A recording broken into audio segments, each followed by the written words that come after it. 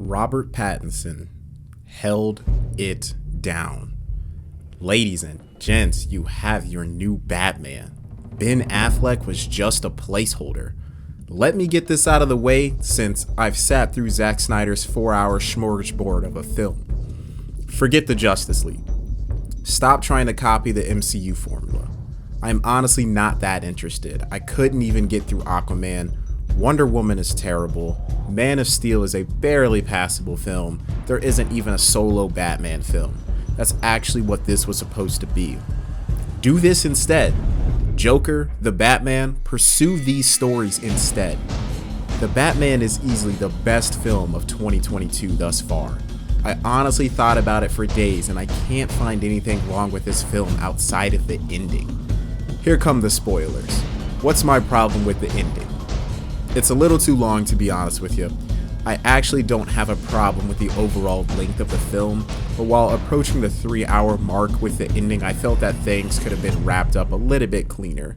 I didn't need to see Batman and Catwoman riding out on motorcycles the entire way out. I just needed to see them split. It's important to see Batman changing at the end and understanding that he needs to inspire hope and not just be vengeance, but I feel like that speech could have started earlier or could have been spliced in with the mayor's speech.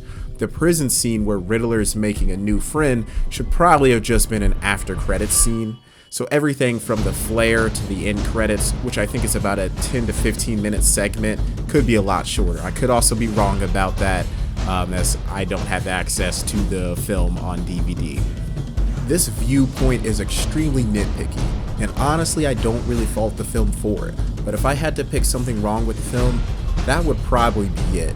Everything else though is just damn near flawless.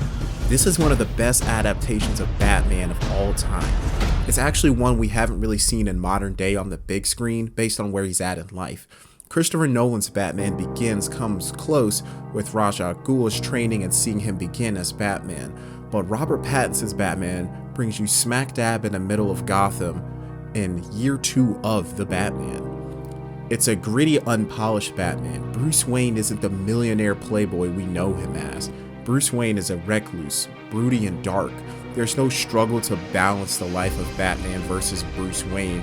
Pattinson's Batman simply just ignores the life of Bruce Wayne. He's diving fully into his work. He has impact, but he isn't even sure if it's working.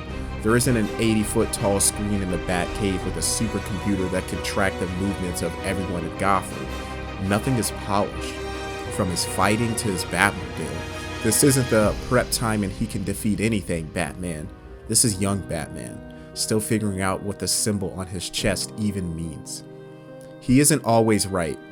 He's not coming out unscathed after fighting 10 thugs with weapons.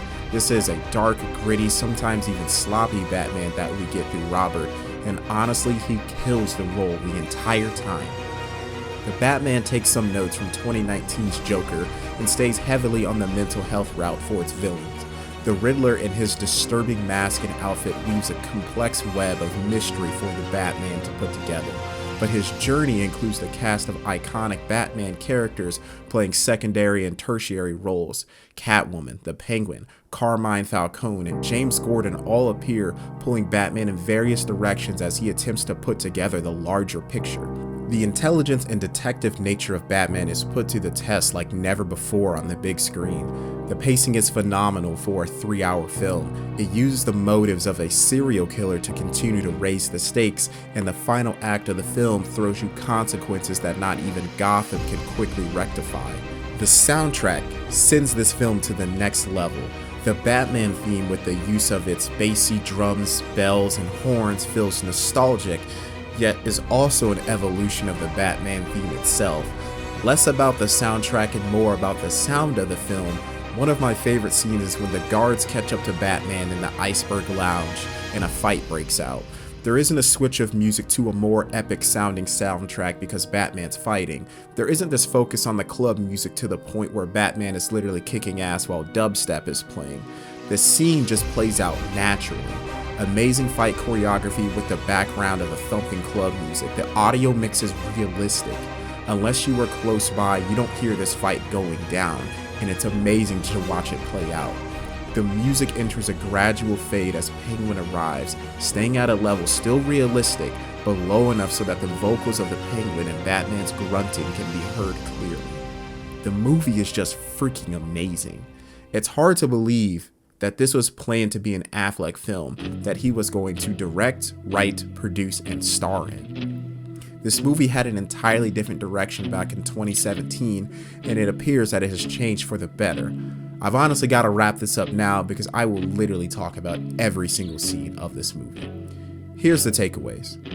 Robert Pattinson has eliminated any doubts that he can play a good Batman. I'll be honest, I was a little disappointed on the initial casting, but after I saw the first trailer, I was pretty sold. Everyone is amazing in this film. Paul Dano's version of the Riddler gave Heath Ledger's Joker a run for his money. Yes, I just compared this movie to The Dark Knight. The soundtrack and overall sound of the film immerse you in the crime-ridden, police-corrupted underbelly of Gotham, and it's awesome. The Batman features probably my least favorite Batmobile ever. But holy crap, when that engine fires up and that chase scene starts, you are on the edge of your seat. This is a film about an early Batman. The film itself is noir-esque in its pacing and its dealings with violent criminals as the mystery unfolds. Gotham is still weaving through its identities as supervillains and vigilantes begin their rise. Pattinson's Batman doesn't just unmask the terror against Gotham City, he unmasks the Batman himself in a way that peeks into his own darkness and his own motivations. He can't ride into the sunset with Catwoman because the city needs him. He can't be Bruce Wayne just yet because he's still figuring out who Batman is. If he does not inspire hope in Gotham with his actions, more like the Riddler will rise. He has to be more than just vengeance. He is the Batman.